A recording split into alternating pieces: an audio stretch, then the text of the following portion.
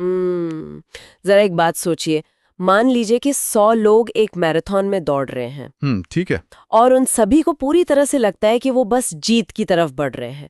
लेकिन असलियत क्या है? असलियत ये है कि उनमें से 90 लोग एक ऐसी फिनिश लाइन की तरफ भाग रहे हैं जो मतलब असल में वहां है ही नहीं। बिल्कुल।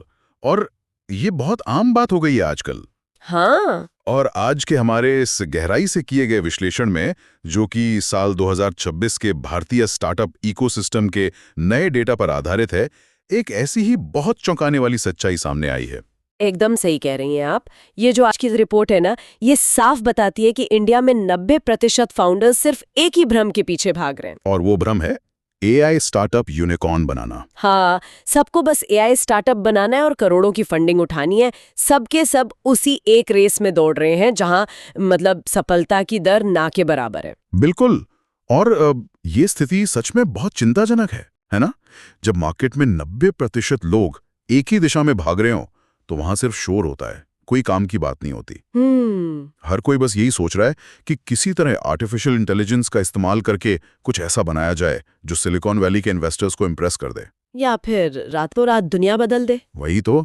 और इस अंधी दौड़ में जो बिजनेस के असली बुनियादी सिद्धांत हैं, जैसे कि मुनाफा कमाना। जी, मुनाफा कमाना या किसी असली जमीनी समस्या को सुलझाना, वो तो पूरी तरह से गायब ही हो चुके हैं। लोग प्रोडक्ट बनाने से ज्यादा पिच डेक बनाने पर फोकस कर रहे हैं। सही बात है। मुझे ये देखकर एक बहुत ही दिलचस्प तुलना याद आती है। मतलब ये कुछ ऐसा है कि हर कोई अगला स्विगी या जोमैटो बनाने की कोशिश कर रहा है। अरबों रुपए जलाकर। हाँ, अरबों रुपए जला रहे हैं और लगातार नुकसान सह रहे हैं। जबकि उसी सिस्टम में जो सबसे समझदार इंसान है ना, वो क्या कर रहा है? वो सिर्फ एक ऐसा सिंपल सा सॉफ्टवेयर बना रहा है जो उस डिलीवरी बॉय को अपना पेट्रोल का खर्च और बाइक की सर्विसिंग ट्रैक करने में मदद करे। अरे वाह, ये बहुत ही सटीक उदाहरण है ना? वो डिलीवरी बॉय से महीने के बस 100 रुपए ले रहा है और शांति से अपना प्रॉफिटेबल बिजनेस चला रहा है। मतलब उसे खदान में सोना नहीं ढूंढना, वो बस फावड़े बेच रहा है। बिल्कुल। असली और टिकाऊ बिजनेस अक्सर उस जगह होता है जहां कोई बड़ी हेडलाइन नहीं बनती, कोई मैगजीन कवर नहीं छपता। और आज की हमारी इस चर्चा का मुख्य उद्देश्य भी यही है कि हम इस एआई यूनिकॉर्न वाले भ्रम को पूरी तरह से तोड़ दें। तो मतलब आज हम इस रिसर्च डेटा के जरिए ये डिकोड करेंगे कि एक सफल और प्रॉफिटेबल बिजनेस खड़ा करने के लिए आपको हमेशा करोड़ों की फंडिंग की जरूरत नहीं होती। एग्जैक्टली। किसी दुनिया बदलने वाले आइडिया की भी जरूरत नहीं है। तो अगर एआई यूनिकॉर्न बनाना सही रास्ता नहीं है, तो आज की इस रिसर्च में नया रास्ता क्या सुझाया गया है? देखिए, यहीं से हमारी चर्चा एक बहुत ही पावरफुल कंसेप्ट की तरफ मुड़ती है। इसे नाम दिया गया है माइक्रो सैस या micro software as a service. अच्छा, माइक्रो सास। अब देखिए, सास यानी सॉफ्टवेयर एज अ सर्विस तो कोई नई चीज नहीं है। नहीं, बिल्कुल नहीं। बड़ी बड़ी कंपनियां सालों से क्लाउड सॉफ्टवेयर बेच रही हैं। लेकिन इसके आगे ये जो माइक्रो शब्द जुड़ गया है, ये पूरी गेम को कैसे बदल देता है? बहुत अच्छा सवाल है। माइक्रो शब्द का मतलब यहाँ बिजनेस की अहमियत या कमाई कम होना बिल्कुल नहीं है। अच्छा, तो फिर क्या मतलब है? इसका मतलब है लेजर फोकस होना। देखिए, पारंपरिक सास बिजनेस में आप एक बहुत बड़ा सॉफ्टवेयर बनाते हैं जिसमें 50 तरह के अलग अलग फीचर्स होते हैं। हाँ, और उसे बेचने के लिए आपको एक बहुत बड़ी सेल्स टीम चाहिए होती है, मार्केटिंग का बजट चाहिए होता है। लेकिन माइक्रो सास का मॉडल इसके बिल्कुल उलट है। उलट कैसे? मतलब इसमें क्या अलग है? इसमें ना तो कोई बड़ी टीम चाहिए, ना ही कोई कॉर्पोरेट ऑफिस और ना ही इन्वेस्टर्स की फंडिंग।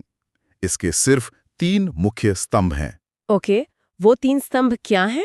पहला, एक बहुत ही दर्दनाक और विशिष्ट समस्या। दूसरा, उस समस्या को सुलझाने वाला एक सिंगल फीचर टूल, मतलब बस एक काम करने वाला टूल। और तीसरा? और तीसरा, इसे बनाने के लिए सिर्फ 48 घंटे का पूरी तरह से फोकस्ड काम। एक मिनट रुकिए, मुझे यहाँ थोड़ा टोकना पड़ेगा आपको। जी बताइए। क्योंकि ये जो आपने अभी 48 घंटे वाली बात कही है ना, ये सुनने में इंटरनेट के उन गेट रिच क्विक वाले वीडियोस जैसी लग रही है। मैं समझ सकता हूँ कि ऐसा क्यों लग रहा है। मतलब हम सब जानते हैं कि सॉफ्टवेयर डेवलपमेंट में कितना समय लगता है।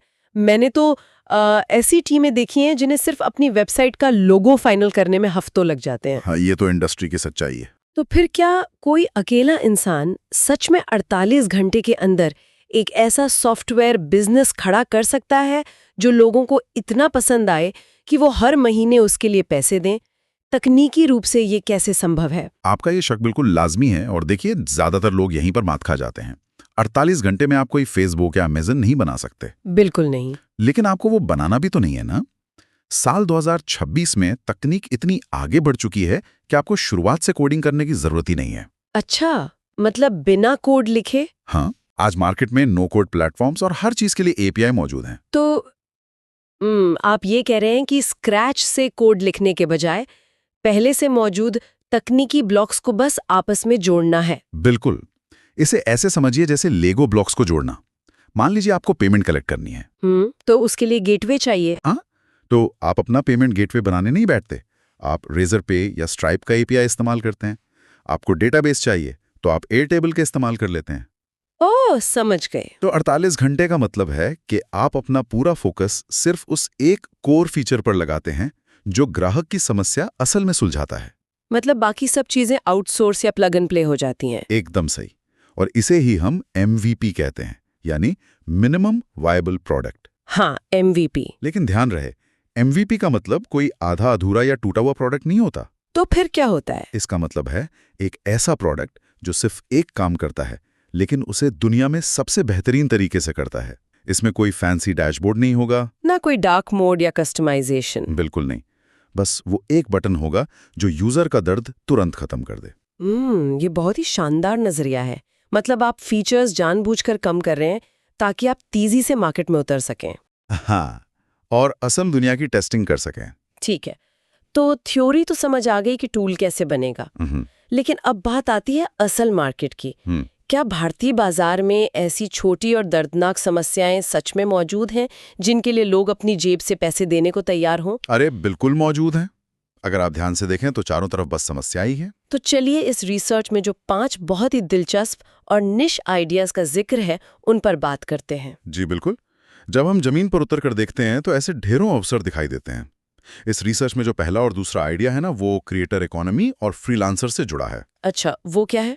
जैसे कि कंटेंट क्रिएटर्स के लिए एक सिंपल TDS और GST कैलकुलेटर। अरे हाँ, ये मुझे बहुत ही सटीक लगता है। आज के समय में 20-22 साल के कंटेंट क्रिएटर्स यूट्यूब और इंस्टाग्राम से ब्रांड डील्स के जरिए लाखों रुपए कमा रहे हैं। बिल्कुल कमा रहे हैं। उन्हें वीडियो एडिट करना तो मतलब बहुत अच्छे से आता है, उसमें वो माहिर हैं। लेकिन जब टैक्स की बात आती है तो हाँ, जैसे ही बात कंप्लायंस, TDS या टैक्स फाइलिंग की आती है तो उनके पसीने छूट जाते हैं। उन्हें कुछ समझ नहीं आता। और एक महंगा चार्टर्ड अकाउंटेंट हायर करना शायद उनके शुरुआती बजट में ना हो। एकदम सही। और कोई भी इंसान सरकारी नोटिस से तो डरता ही है। बिल्कुल डरता है। और देखिए, मार्केट में जो जेनेरिक टैक्स सॉफ्टवेयर मौजूद है वो बहुत जटिल होते हैं। वो CA लोगों के लिए बने होते हैं, आम क्रिएटर्स के लिए नहीं। तो इसमें माइक्रोसास कैसे मदद करेगा? अगर आप एक ऐसा टूल बनाएं जो सिर्फ यूट्यूबर्स के लिए हो, जो सीधे उनके बैंक अकाउंट से कनेक्ट हो जाए और बस एक क्लिक में बता दे कि इस महीने कितना TDS कटना चाहिए। वाह, ये तो बहुत आसान हो जाएगा उनके लिए, है ना? तो वो इसके लिए खुशी खुशी पैसे देंगे, क्योंकि आप कोई सॉफ्टवेयर नहीं बेच रहे, आप उनका डर खत्म कर रहे हैं। सही कहा, डर और उलझन खत्म कर रहे हैं। इसी तरह का एक और आइडिया जो रिसर्च पॉइंट आउट करती है वो है छोटे किराना स्टोर्स के लिए WhatsApp integrated inventory tracker. 1 minute, इस पर मुझे थोड़ी और सफाई चाहिए आपसे। जी पूछिए। क्योंकि देखिए, पिछले 10 सालों में बहुत सारे स्टार्टअप्स ने किराना दुकानदारों को स्मार्टफोन ऐप्स डाउनलोड करवाने की कोशिश की है। बहुत कोशिश की है, करोड़ों फूके हैं। हाँ, और हमने देखा है कि ज्यादातर मामलों में वो कुछ दिन ऐप इस्तेमाल करते हैं जोश में, और फिर वापस अपने उसी पुराने कागज और पेन वाले बही खाते पर आ जाते हैं। बिल्कुल ऐसा ही होता है। तो ये WhatsApp वाला जो तरीका है, ये इस पैटर्न को कैसे तोड़ेगा? वो इसे क्यों यूज करेंगे? ये बहुत अच्छा सवाल है।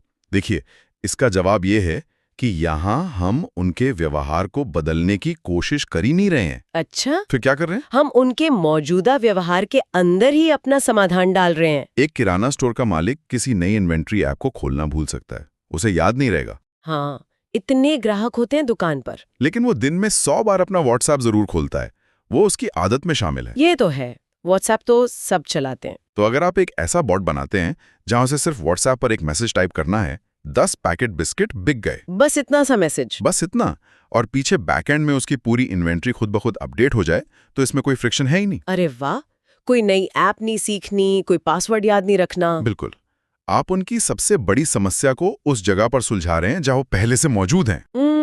ये सच में एक आहा मोमेंट है मेरे लिए। मतलब किसी इंसान को नई आदत सिखाने से लाख गुना बेहतर है कि उसकी पुरानी आदत में ही अपना बिजनेस जोड़ दो। एकदम सही पकड़ा आपने। और रिसर्च में कुछ और आइडियाज भी हैं? हाँ, जैसे कि लोकल बिजनेस के लिए क्षेत्रीय भाषा में सोशल मीडिया पोस्ट शेड्यूल करने वाला टूल। हाँ, और कॉलेज स्टूडेंट्स के लिए इंटर्नशिप एप्लीकेशन ट्रैकर। और अगर आप इन सभी आइडियाज का पैटर्न देखें ना, तो एक बात बहुत साफ समझ आती है कि ये सब किसी खास वर्ग की एक बहुत ही बोरिंग और उबाऊ समस्या को हल कर रहे हैं। बिल्कुल। अब उसी स्टूडेंट का उदाहरण ले लीजिए। इंटर्नशिप ढूंढने वाला स्टूडेंट एक ही समय पे 50 कंपनियों में अप्लाई करता है। हाँ, लिंक्डइन पर, ईमेल पर। तो कौन सी कंपनी ने रिप्लाई किया, किसका इंटरव्यू कब है, ये सब एक्सेल शीट में ट्रैक करना उसके लिए बहुत मुश्किल और फ्रस्ट्रेटिंग होता है। और फोन में एक्सेल चलाना तो और भी मुश्किल है ना? तो एक सिंपल सा ट्रैकर जो उसे रोज सुबह व्हाट्सएप या ईमेल पर एक रिमाइंडर दे दे, वो उसके लिए बहुत कीमती हो सकता है। यहाँ मुझे एक चीज बहुत स्पष्ट रूप से दिखाई दे रही है, और वो ये कि ये सारे आइडियाज कितने अनग्लैमरस हैं। हाँ, बिल्कुल अनग्लैमरस हैं। मतलब इनमें से किसी भी आइडिया पर कोई हॉलीवुड की या बॉलीवुड की फिल्म नहीं बनेगी। कोई भी टेक मैगजीन अपने फ्रंट पेज पर ये नहीं छापेगी कि देखिए इस फाउंडर ने किराना स्टोर के लिए व्हाट्सएप बॉट बनाया है। कभी नहीं छापेगी। और मुझे लगता है शायद इसीलिए 90% AI के दीवाने फाउंडर्स इन समस्याओं को पूरी तरह इग्नोर कर रहे हैं। उन्हें तो कूल दिखना है। और यही इन माइक्रोसास आइडियाज की सबसे बड़ी ताकत है। देखिए, जहाँ ग्लैमर होता है ना, वहाँ भीड़ होती है। हाँ, वहाँ 90% फाउंडर्स की भीड़ होती है, वहाँ गला काट प्रतियोगिता होती है, फंडिंग की रेस होती है। लेकिन जहाँ उबाऊ और बोरिंग काम होता है, वहाँ अक्सर कोई नहीं होता। और वहीं असल में पैसा बनाने के अवसर छिपे होते हैं। बिल्कुल, वहीं असली अवसर है। तो इस बात को थोड़ा और गहराई से समझने के लिए मैं चाहती हूँ कि हम रिसर्च में दिए गए एक खास केस स्टडी पर बात करें। ठीक है, कौन सी वाली? जो भारतीय फ्रीलांसर्स के AI इनवॉइस जनरेटर का आइडिया है।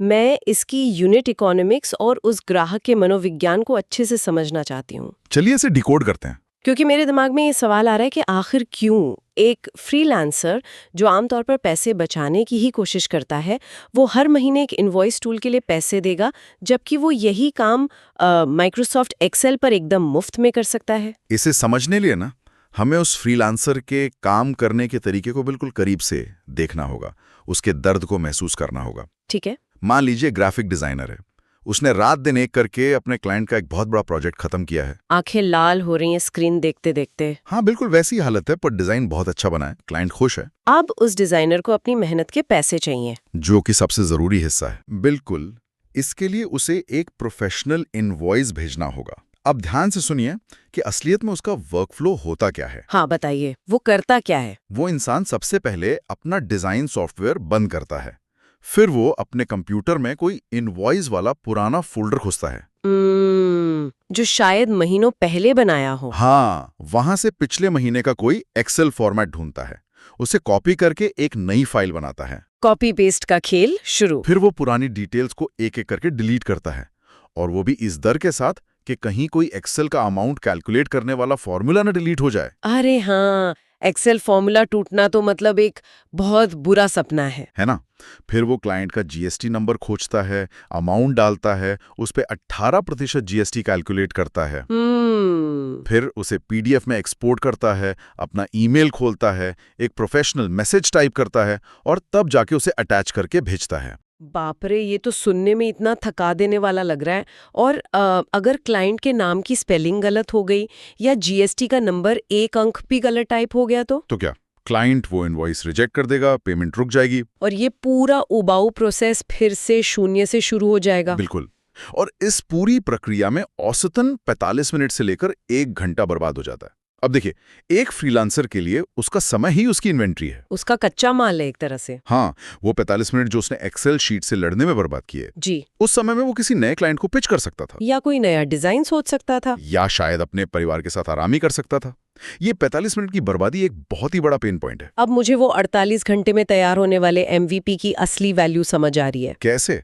मतलब जब कोई माइक्रोसास फाउंडर विज डिजाइनर के पास जाता है और कहता है कि देखो, मेरा टूल तुम्हारे डिजाइन सॉफ्टवेयर और बैंक से सीधा जुड़ा है, बस क्लाइंट का नाम सिलेक्ट करो, अमाउंट डालो, और 2 सेकंड में 100% सही GST इनवॉइस सीधा क्लाइंट के ईमेल पर चला जाएगा।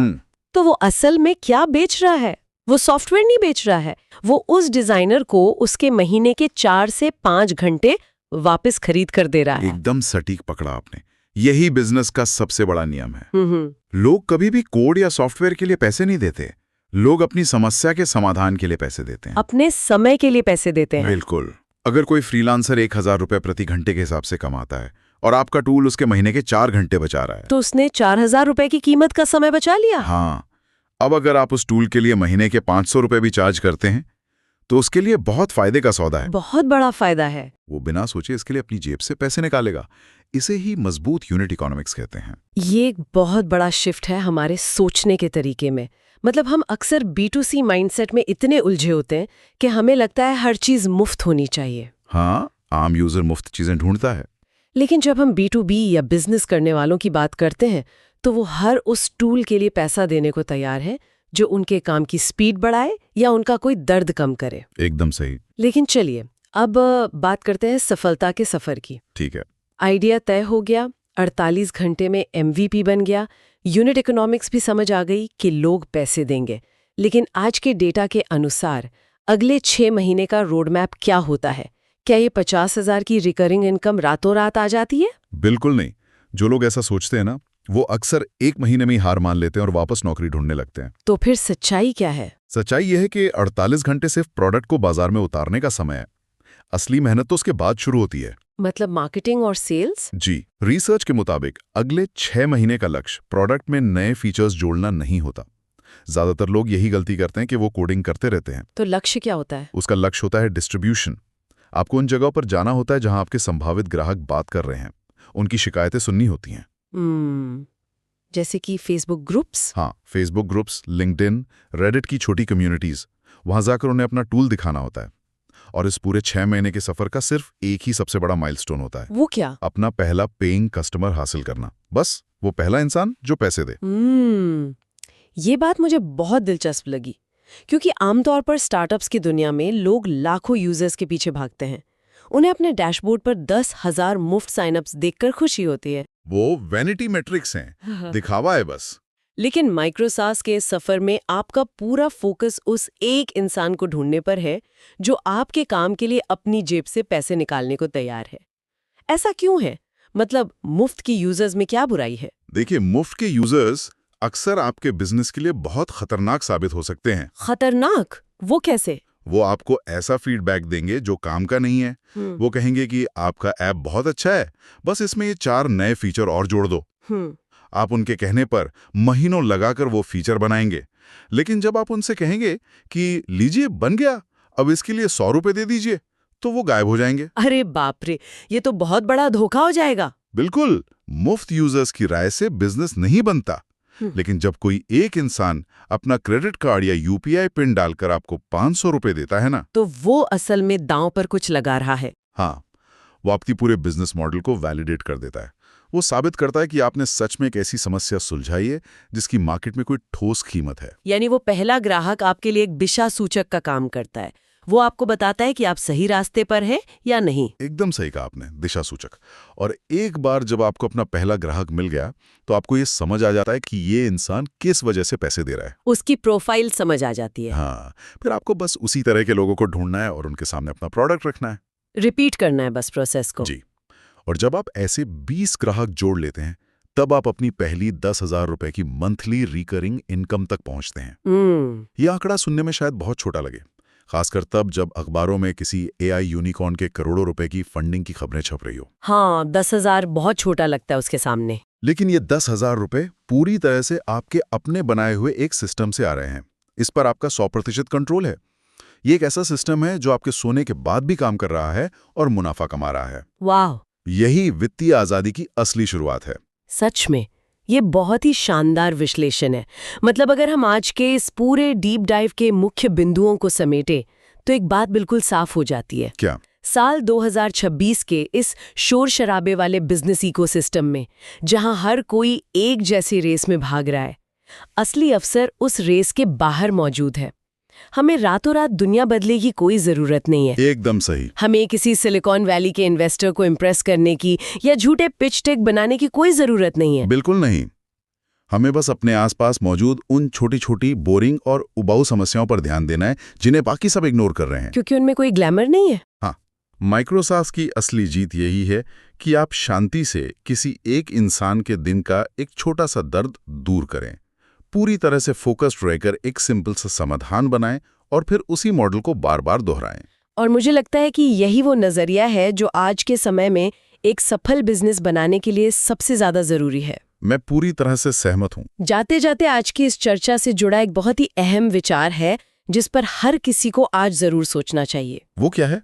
हमने आज इनवॉइस बनाने वाले ग्राफिक डिजाइनर के उन 45 मिनटों की बात की जी, जो एक बहुत बड़े बिजनेस अवसर में बदल सकते हैं। हाँ, तो अब सोचने वाली बात यह है कि जब लोग अपने काम, अपने ऑफिस या अपने बिजनेस की रोजमर्रा की जिंदगी को देखते हैं, तो ऐसे कौन से उबाऊ काम है जहां हर रोज उनके 45 मिनट सिर्फ इसलिए बर्बाद होते हैं क्योंकि कोई सही टूल मौजूद नहीं है? ये सच में खुद से पूछने के लिए एक बहुत ही बेहतरीन सवाल है, क्योंकि देखिए, जहां फ्रस्ट्रेशन है, जहां उबन है, वही अवसर है। हाँ, वहीं पर समाधान की सबसे ज्यादा जरूरत है।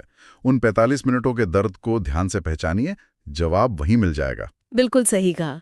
शायद अगला बड़ा और प्रॉफिटेबल माइक्रोसॉस आइडिया उसी 45 मिनट की झुंझलाहट में ही छिपा हो। एकदम। तो इसी विचार के साथ हम आज के इस डीप डाइव को यहीं समाप्त करते हैं। अपने आसपास की समस्याओं को एक नए नजरिए से देखना शुरू कीजिए। तब तक के लिए अलविदा।